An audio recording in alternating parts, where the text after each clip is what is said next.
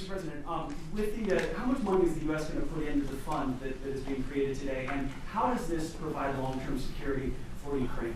Well, we don't know exactly how much because we're going to be putting some money in a fund that we're going to get from the raw earth that we're going to be taking and sharing in terms of revenue. So it's going to be a lot of money will be made from the sale and from the use of raw earth. And as you know, our country doesn't have much raw earth. We have a lot of oil and gas, but we don't have a lot of the raw earth.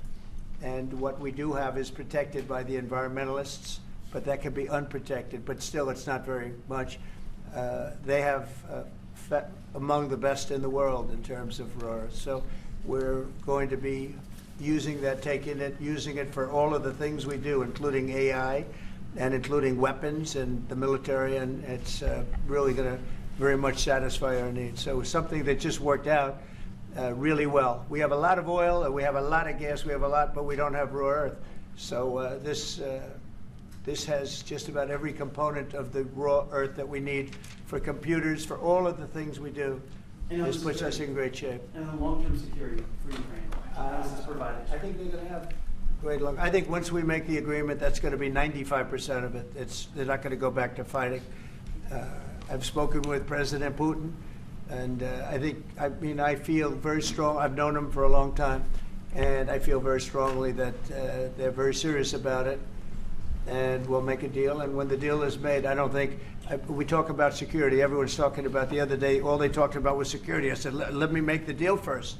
I have to make the deal first. I don't worry about security right now. We have to have a deal, because right now, last week, 2,000 soldiers died on both sides.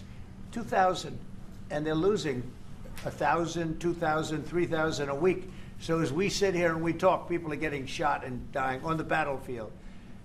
And you know, they're not American soldiers, but they're Russian soldiers and they're Ukrainian soldiers, and we want to be able to stop it. But and we want to be able also to spend money on other things. We don't want to, this is a tremendous amount of money, and what the Biden administration did was terrible. They were giving money, but he had no security on the money. Europe, as you know, gave much less money, but they had security. It was in the form of a loan.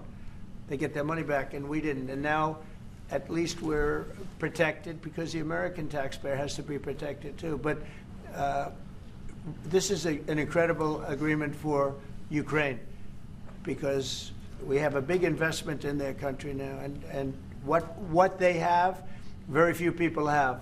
And we're able to really go forward with very, very high-tech things and many other things, including weaponry that we're going to use in many locations, but that we need for our country. Mr. President, This allows us to do that. But Mr. President, will you continue? I'm sorry. Sending military aid? Yes, go ahead, please. If I can just, yes. In the document, there is one of the very important points.